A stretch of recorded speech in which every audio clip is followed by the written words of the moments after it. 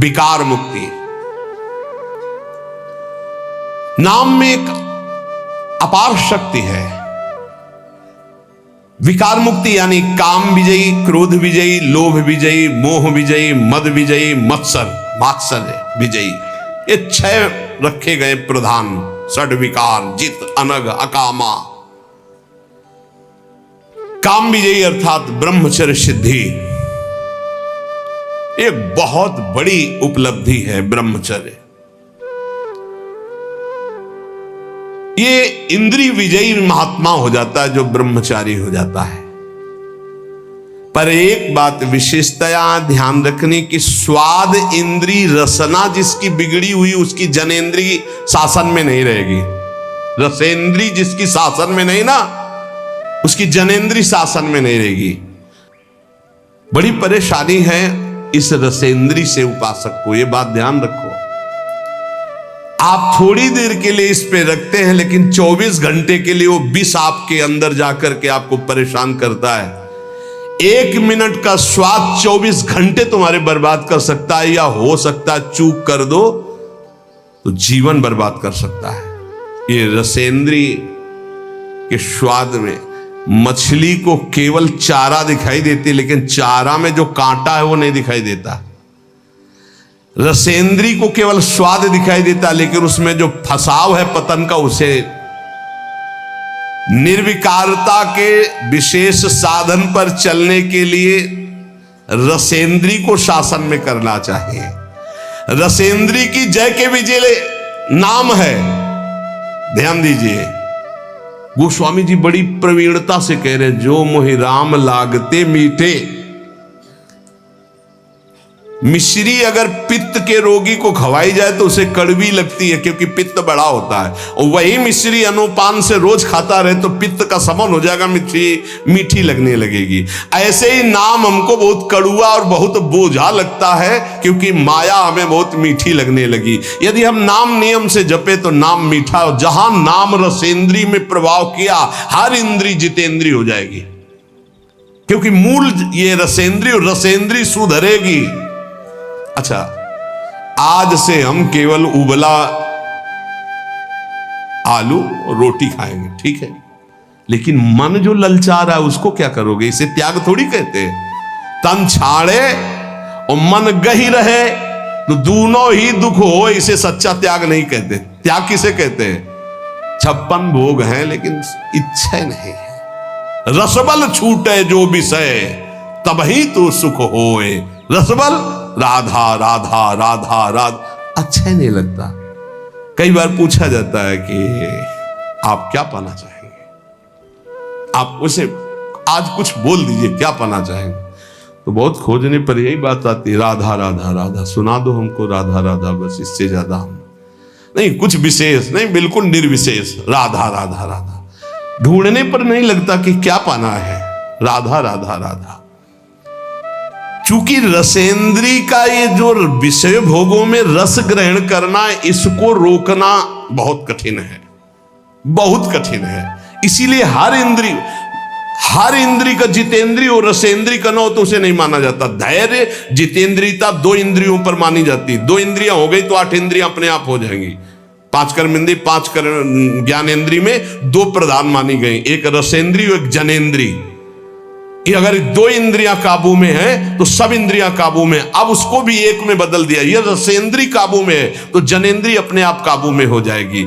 रसेंद्री को काबू में करने के लिए आपने आहार विहार छोड़ दिया, खाना पीना, उसे जितेंद्री नहीं कहते। जितेंद्री कहते हैं कि भोगों के सानिध्य में रहते हुए भी भोग की लालसा ना होना।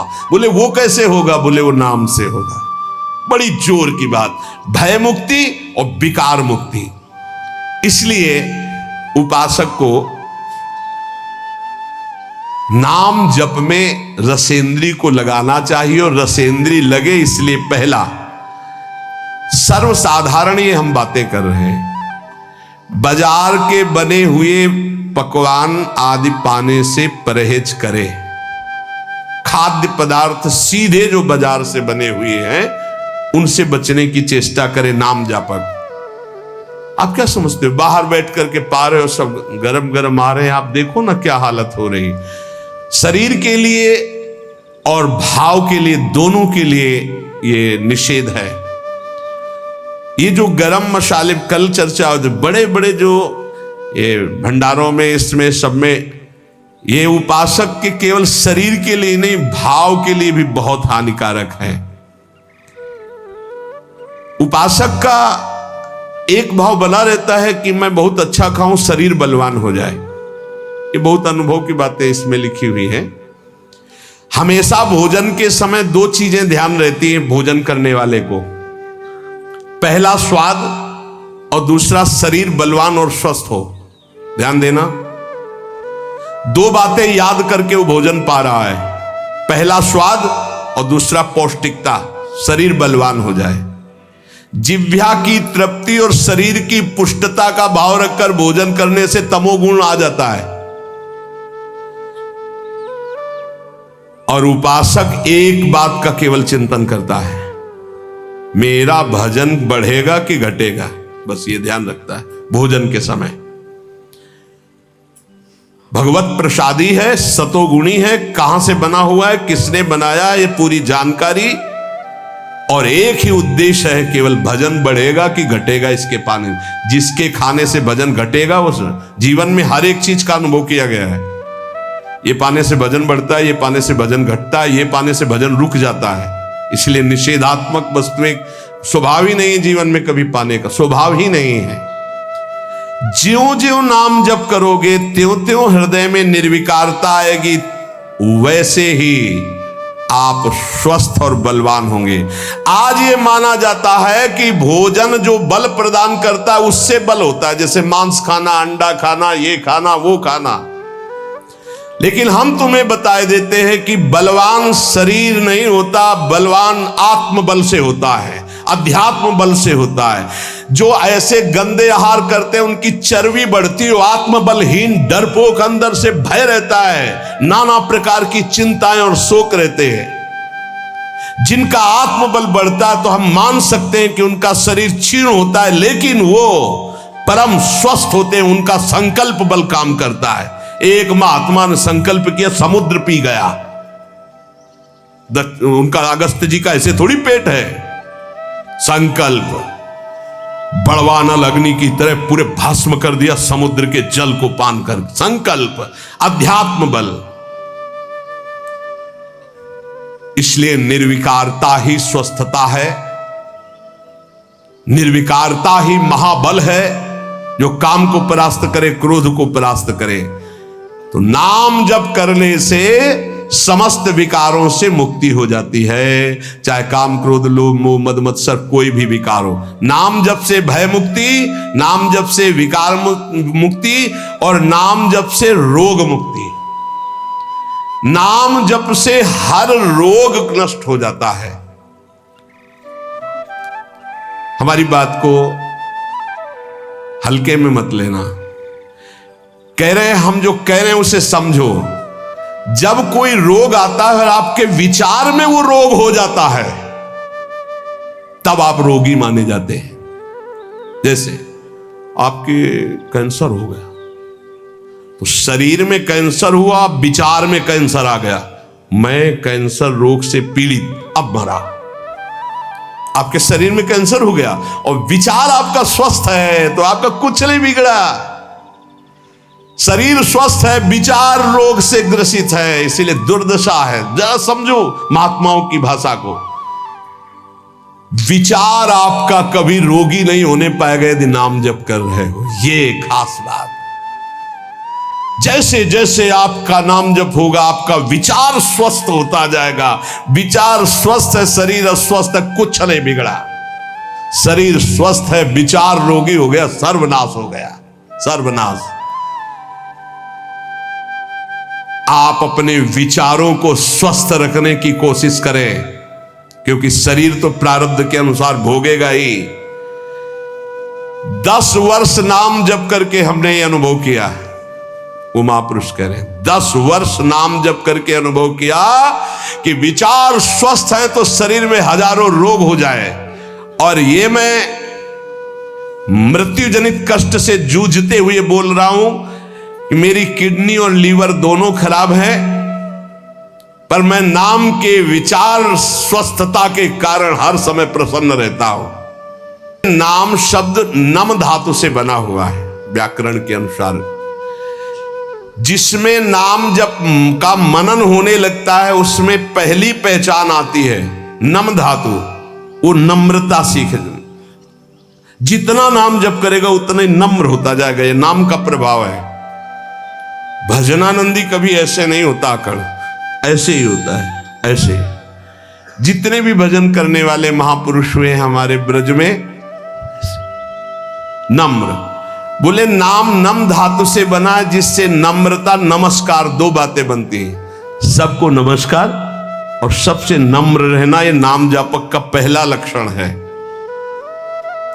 भक्त को असत्य से हटाकर, शरीर के असत्य भाव से हटाकर भगवान के सत्य स्वरूप में स्थित कर देना, यह नाम का प्रभाव है।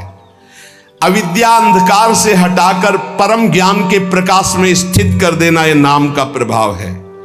मृत्युलोक के मरण धर्मा शरीर और भोगों से हटा करके अमृत स्वरूप परम धाम में स्थित कर देना, यह नाम का प्रभाव है। जिस नाम जापक में नम्रता और नमस्कार ये दो बातें ना हो तो समझ लेना वो नाटक कर रहा है, नाम जप नहीं कर रहा। माला घुमाना ही केवल नाम जप नहीं, नाम जप होना चाहिए। ऐसे नाम जपक दिखेंगे माला तो सर से चल रहा है और बातें हो रही हैं, तब लगता है माला घुमाने से केवल भजन थोड़ी माना जाता है। ये बहुत ही धोखा है अपने साथ। एक मन का पकड़ करके जब बोला राधा वल्लभ श्री हरिवंश, फिर मन का गया, राधा वल्लभ श्री हरिवंश, फिर मन का गया। वही नाम देख रहे, वही सुन रहे, फिर ऐसे ऐसे तो कभी चल ही नहीं सकता। अगर हम राधा राधा भी जपे तो ऐसे ऐसे नहीं चल सकता। राधा राधा राधा स्वाद ऐसे ऐसे तो मतलब क्या है? अंगुली घुमाने को भजन कहते हैं क्या? यहां कह रहे जिसमें नम्रता और नमस्कार है, दो बातें। नमस्कार सबको भगवत स्वरूप मान के प्रणाम करना, नम्रता जब बात करे तो बहुत दैन्य है। ये भक्त का लक्षण जो नाम जापक है। सारे नाम जापक आज तक जितने देखे गए सब विनम्र और नमस्कार परायण देखे गए। चित्त का जो शोधन नाम से होता है वो किसी और साधन से नहीं होता। ये पकड़ो, चित्त का शोधन जो नाम से होता है और किसी साधन से नहीं होता। ये हम वैज्ञानिक दृष्टि से आध्यात्मिक शक्ति का परीक्षण करके बोल रहे हैं। ये हम केवल अंधी श्रद्धा से नहीं बोल रहे, देखा है बदलते हुए, नम्रता में आते हुए और नमस्कार पद्धति में आते हुए देखा अभिमानियों को जो नाम जप शुरू कर दिए हैं। वेद कहता है कि ईश्वर को नम्र ही प्राप्त कर सकता है, अर्थात नम जो नमस्कार करता है, विनम्र है, वही ईश्वर को प्राप्त कर सकता है। नम इत उग्रम नम आविवासे नमोदाधार पृथ्वी उद्याम। वेद ऐसा कहता है, नम इत उग्रम नम आविवासे नमोदाधार पृथ्वी उद्याम। जो नम्र है, नमस्कार परायण है, वही अध्यात्म की ऊंचाई पे चढ़ता है। नम्रता ही उपासना का परीक्षण है। जो नम्र है वो पृथ्वी से लेकर स्वर्ग लोक तक सबको धारण करने की सामर्थ्य रखता है। आखिरी वाक्य से स्पष्ट होता है कि नम्रता से परमेश्वर की प्राप्ति हो जाती है। यही दरबार दीन को आदर, रीति सदा चली आई। नम्र। वेदों ने कहा आज भी तुम भजन नहीं करते तो भी मेरे परमात्मा तुमसे सख्य भाव रखते हैं। सख्य भाव ने दोस्त। क्या तुमने यदि चाहा कि परमात्मा भाव नहीं तुम्हारे अंदर, चाह की कि मुझे पत्नी मिल जाए, वही परमात्मा पत्नी रूप में आ गया। गाय मिल जाए, वही गाय बन गया। घोड़ा मिल जाए, घोड़ा बन गया। अमुक मिल जाए, अमुक बन गया। वेद कहता है गौरसी गव्यते अश्वो अश्वायते भव। तुमने जो जो मांगा परमात्मा वही रूप बनकर तुम्हारे सामने आ गया। यदि मांगे बंद कर दो और सोच लो कि परमात्मा रूप से आओ तो परमात्मा रूप से आ जाएंगे। ऐसे नम्र और सहज करुणा वरुणालय प्रभु को तुम मांग मांग करके इन विषय रूपों में, माया रूपों में देखा। बंद करो ये मांग, इस रूप को नहीं चाहिए। हे गोविंद, मुझे ये रूप चाहिए जिसको एक बार देखने के बाद कुछ देखने की चाह न रह जाए, एक बार पाने के बाद कुछ फिर तभी तो कहा जा ही ना चाही कबहू कछु। क्यों चाहते रहोगे, हरि उस रूप में आते रहेंगे। सारांश उपदेश का, नाम स्मरण जप के साथ जरूरी है। जो जप कर रहे हो उसका स्मरण और नम्रता और नमस्कार, ये नाम जापक में होना ही चाहिए। कोई भी सामने आए, स्त्री पुरुष पशु पक्षी मेरे भगवान है, ऐसी भावना करें और नम्र भाव रखे, विनम्र, हंस बोले बहुमान दे, तभी नाम जप सार्थक माना जाएगा। भय मुक्ति, विकार मुक्ति, रोग मुक्ति तीनों नाम में विराजमान है। अगर आप हर समय डरते रहते हैं, एक अलौकिक कल्पनात्मक भय आपको सताता है, सबको सताएगा, जो पाप आचरण होंगे सबको डरना पड़ेगा, ये आंतरिक होता है। आपके दिल में डर है, बहुत से डर है, एक दो डर है, पद छिन जाने का डर है, अपमान होने का डर है, रुपया पैसा का डर है, मृत्यु का डर है, दुश्मन का डर है, क्या क्या, अपनी पोल खुल जाने का डर है, बहुत से डर है। आप अपने दिल से डर रहे, हृदय से डर रहे, तो मैं आपको बहुत बड़ी शक्ति की बात कहता हूं, आपको निडर कर देगा। बस आप मेरी मदद करें, मेरी बात मान लें। मदद क्या कर ली? मेरी बात मान लें। आप मेरी मदद करें, मैं आपको निडर कर दूंगा। क्या? आप मेरी बात मान लें। मैं कोई जादुई चीज नहीं दे रहा हूं कि वो आपके डर को भगा देगी। मैं आपको एक अमोघ महान शक्ति प्रदान करता हूं, नाम। शायद आप कहेंगे कि ऐसे नाम तुम बहुत बार सुन चुके हैं, राम कृष्ण हरि ये सब सुन चुके हैं। नहीं नहीं, आप उसकी महिमा को नहीं जानते, इसीलिए कहा आप मेरी मदद कीजिए। क्या मदद? आप मुझे अपना श्रद्धा और विश्वास दीजिए और मेरी बात मान लीजिए। यदि आपने नाम जपना शुरू किया तो आपके दिल से डर नाम की चीज खत्म हो जाएगी। 5 वर्ष का बालक प्रहलाद, 5 वर्ष का बालक ध्रुव इसी मधुपुरी में आकर के निडर त्रिभुवन पति हिरण कश्यप दैत्यराज कहकर संबोधन करता, कोई डर नहीं। 5 वर्ष का बालक, नाम जपना शुरू कर दो, अगर निडर ना हो जाओ तो कहना। नाम जप में सारे डर भाग जाते हैं। बहुत से डर हर समय आदमी को सताते रहते हैं, चिंता, भय, शोक, मृत्यु। कुछ गलतियां हो गई जो दंड के रूप में कल्पनात्मक भय दिखाती रहती हैं। अगर आप नाम जपना शुरू कर दे तो दुनिया का कोई भी डर नहीं जो आपको भयभीत कर सके। समुझ जाए शरण ते डरत ना काल डर। क्या बात, धन्य है। मैं अपनी श्रद्धा और विश्वास के साथ कहता हूं कि यदि नाम जप करते हो तो किसी की ताकत नहीं है कि आपके परिवार की तरफ भी आंख उठा के देख सके, गलत दृष्टि से आपकी तरफ तो जाने दो। आपकी वस्तु पे हाथ डाल सके, ऐसी किसी की ताकत नहीं। खतरे का सामना करने की ताकत, बड़े बड़े दुखों को भोगने की ताकत, बड़े बड़े भय से टकराने की ताकत नाम जापक में आ जाती है। नाम जापक में जो मनुष्य इस बात पर विश्वास करके नाम जपना प्रारंभ कर देगा तो उसके दिल से, हृदय से भय नाम की चीज नष्ट हो जाएगी, भय मुक्त हो जाएगा, निर्भय, निश्चिंत, निशोक। ये भगवान नाम का फल है। 1916 में पहली बार मैंने अनुभव किया, जिन महापुरुष ने लिखा है कि नाम विचार शुद्ध कर देता है तो शरीर रोग ग्रसित होने पर कोई फर्क नहीं पड़ता, और यदि विचार शुद्ध नहीं, विचार रोग ग्रसित हो गए तो मरना है, फिर बड़ी दुर्गति होती है। इसलिए मैं आप सबसे प्रार्थना करता हूं कि मेरे परमेश्वर का नाम निर्विकार है। निर्विकारता, आरोग्यता, ये दोनों आपके हृदय में आ जाएंगी। आप नाम जप कीजिए। बहुत श्रद्धा और विश्वास का अनुभव करके कह रहा हूं, मैंने देखा है नाम का प्रभाव, इसलिए मैं इस नतीजे पे पहुंचा हूं कि तुम्हारा विचार स्वस्थ हो जाए तो तुम सदैव सुखी रहोगे। तुम्हारा विचार कभी रोग ग्रसित ना हो। शरीर तो प्रारब्ध के अनुसार है, इसलिए एक महान ज्ञानी की बात मैं कह रहा हूं कि नाम में ऐसे सामर्थ्य है कि शरीर रहते हुए भी शरीर से आपको दूसरे शरीर में पहुंचा देगा।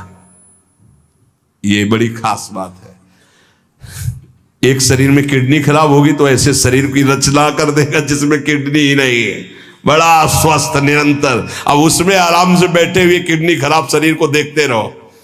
वे लोगों को लगता है यार किडनी खराब है, सही में खराब है, डायलिसिस होता है। अरे ऐसा कैसे हो सकता है? ऐसा इसलिए हो सकता है कि बाहरी मकान खराब होने के पहले अंदर एक नया मकान बन गया, उसमें बहुत सुखपूर्वक रह रहे। बाहर वाले में नोना लग गया, दीवार झर गई, गिरने वाला है तो कोई फर्क नहीं, क्योंकि अंदर बहुत बढ़िया गुफा बन चुकी है। वो है भाव दे।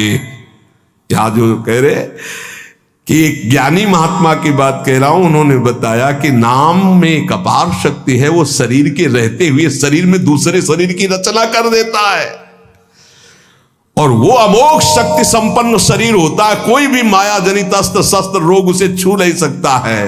इसलिए नाम नाम नाम ऊर्ध्वगामी बनाता है, संसार का चिंतन अधोगामी बनाता है। इसलिए नाम, नाम से रोग मुक्ति, नाम से समस्त रोगों का उपचार संभव है। नाम नए शरीर की रचना कर देता है, असंभव को भी संभव, संभव को भी असंभव, कर तुम अकर तुम अन्यथा कर तुम, भगवान से भी बढ़कर सामर्थ्य नाम में है।